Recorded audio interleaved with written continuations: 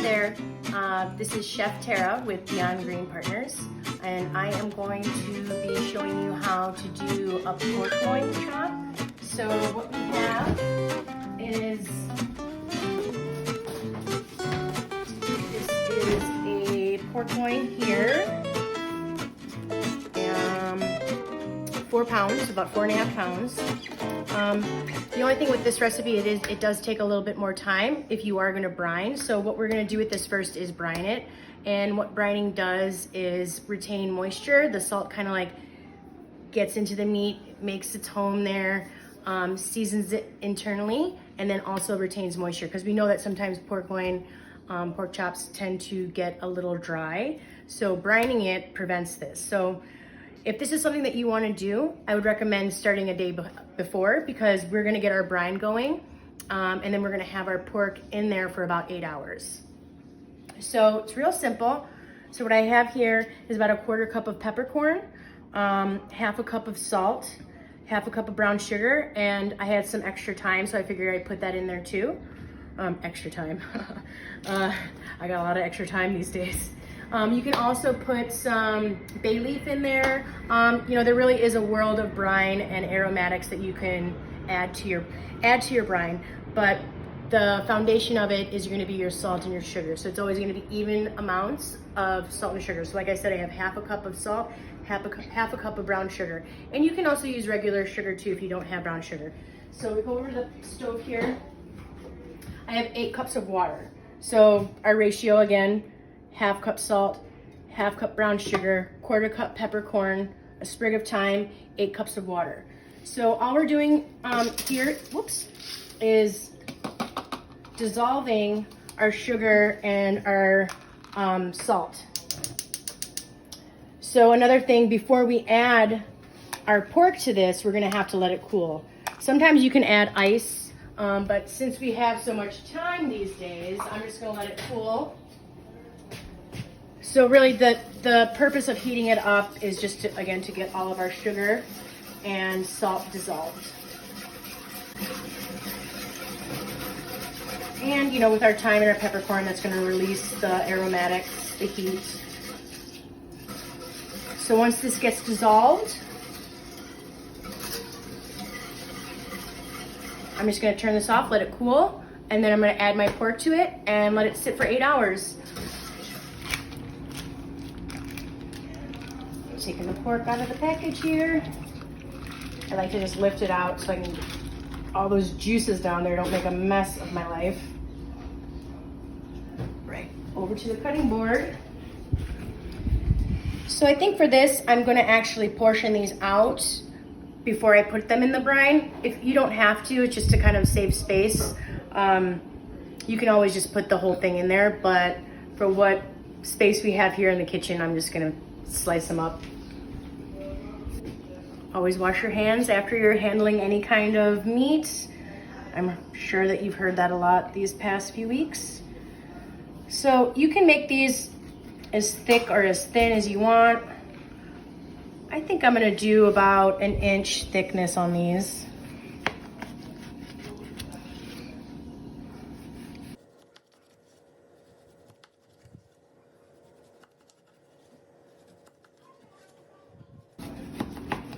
And again, this is something that I got from Aldi also. I love Aldi. They have really great products. So it didn't really take much for it to dissolve, but you can kind of see that we want to be able to see the bottom and see that everything is dissolved. So I'm going to shut this off, let it cool, and then I'm going to add the pork to the brine.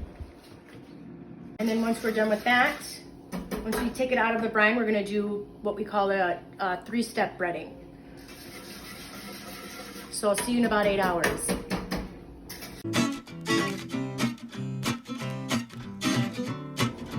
Hi there, I'm Tara Murray with Beyond Green Partners, and today we are going to make brined and breaded pork chops.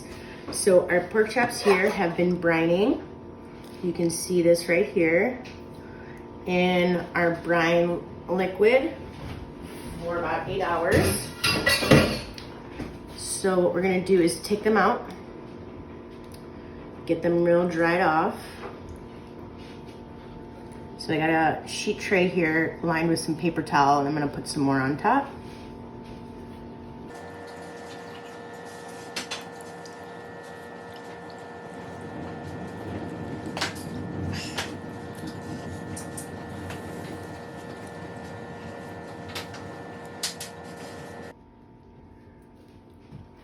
If you do have gloves at home, I highly recommend it just because it can get a little messy. Considering the certain state of the world, I guess everybody should have gloves. So get that real dried off. So next step is I'm gonna season our flour. So with our flour, I have about 1.5 cups. I have 3 eggs and then 1.5 cups of breadcrumb. So I season that pretty generously. And I did take off my gloves, so I don't wanna contaminate our flour. Or I'm sorry, our salt. So I'm just gonna mix that up with a whisk.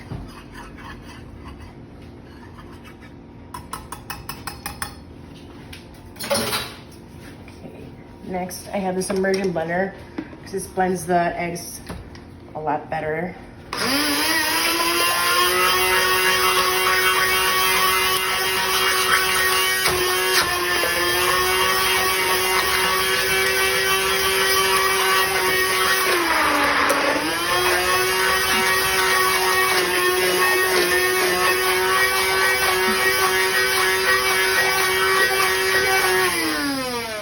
So if you don't have an immersion blender, a whisk is totally fine. We're gonna discard our brine liquid. So our pork chops should be pretty dried off. So now we can start with the breading.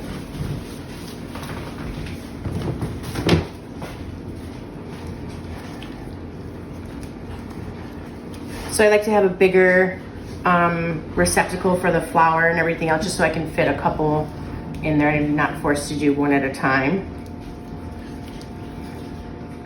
So you want to get that coated.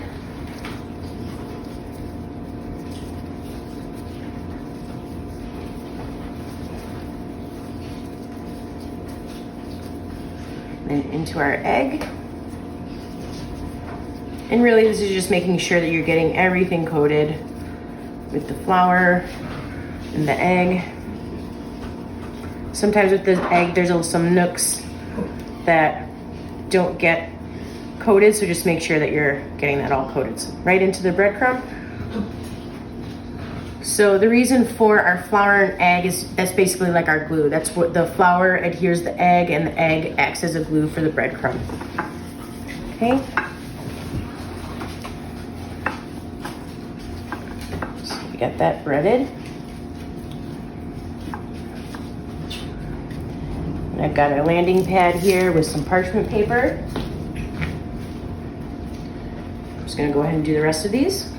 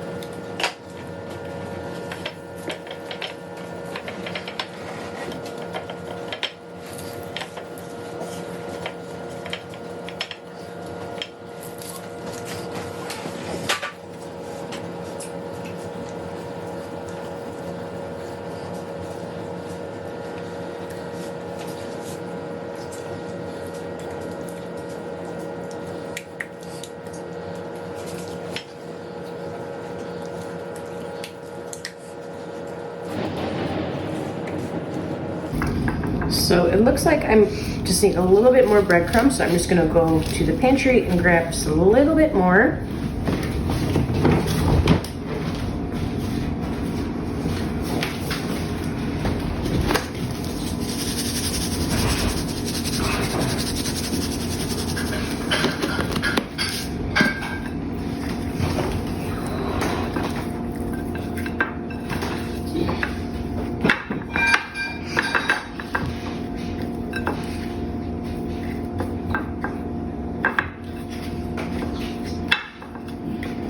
All right.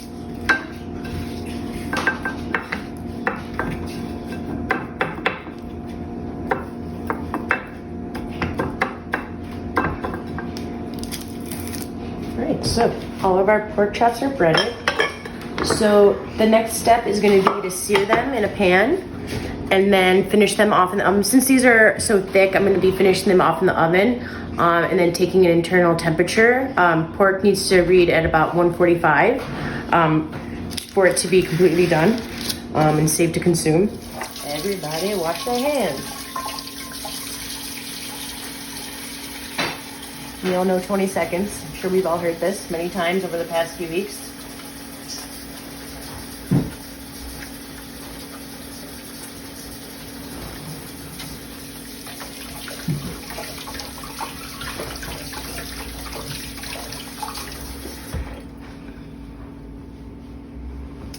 Grab some tongs here.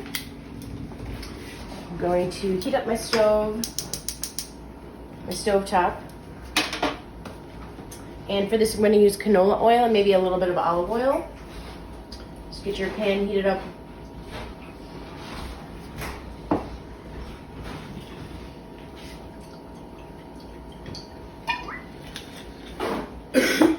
So I would say I used about 3 tablespoons of a mixture of canola oil and olive oil.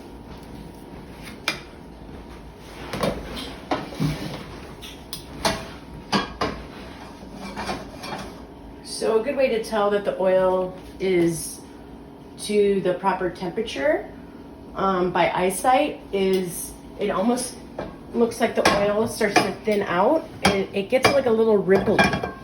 I don't know how much that translates onto video, but it definitely looks like it thins out a little bit. So that usually is a good indicator that the oil is ready.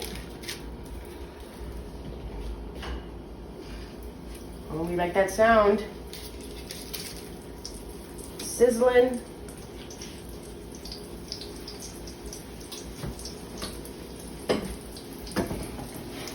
So cooking isn't only about, technicalities, but, we're using our senses so much. Like I can see that the oil is ready.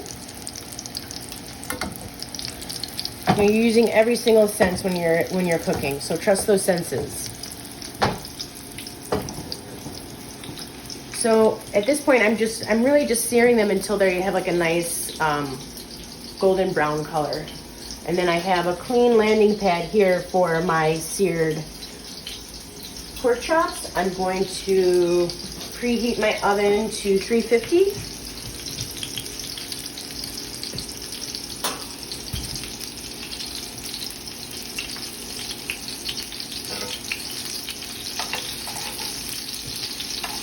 Give it a little peek. It's looking good. In just another minute or so.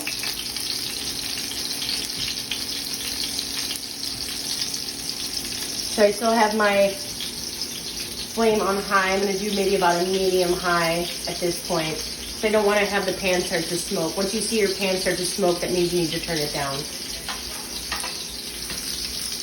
So that looks pretty good. Just going to flip it.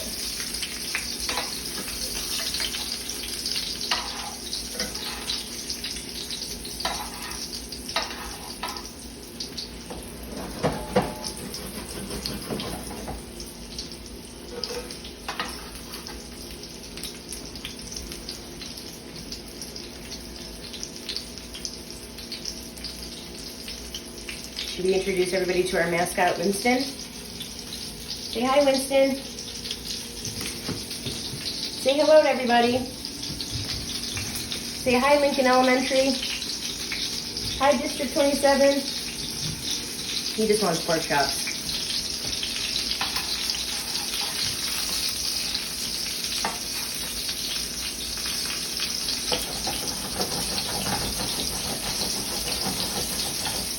So if you are doing these in batches, there will come a point, maybe midway through, that your oil starts to get a little dirty.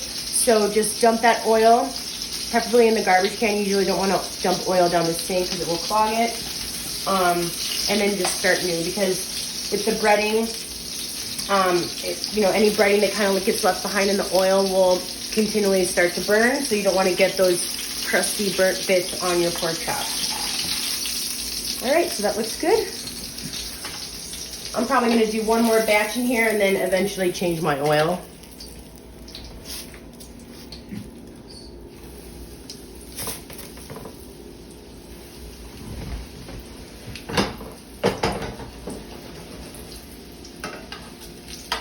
All right, so I'm gonna sear these last 2, 4, 6, 7 pork chops, and we'll be back when it's time to put them in the oven. Seared up now, and our oven is preheated.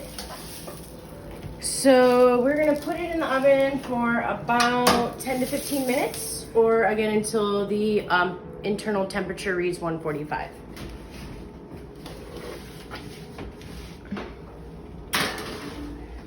So my personal rule of thumb is always time it for 10 minutes and then check it.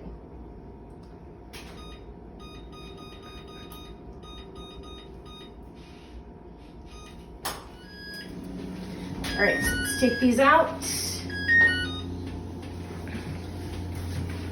Check our temperature. I'm gonna choose the largest one.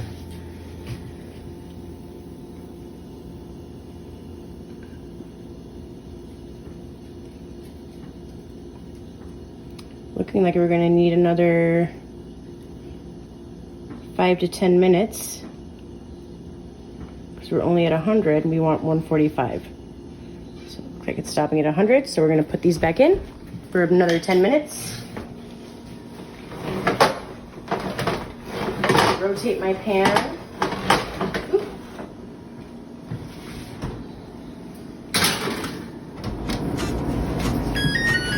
All right, another 10 minutes. Let's check out our little pork chop babies.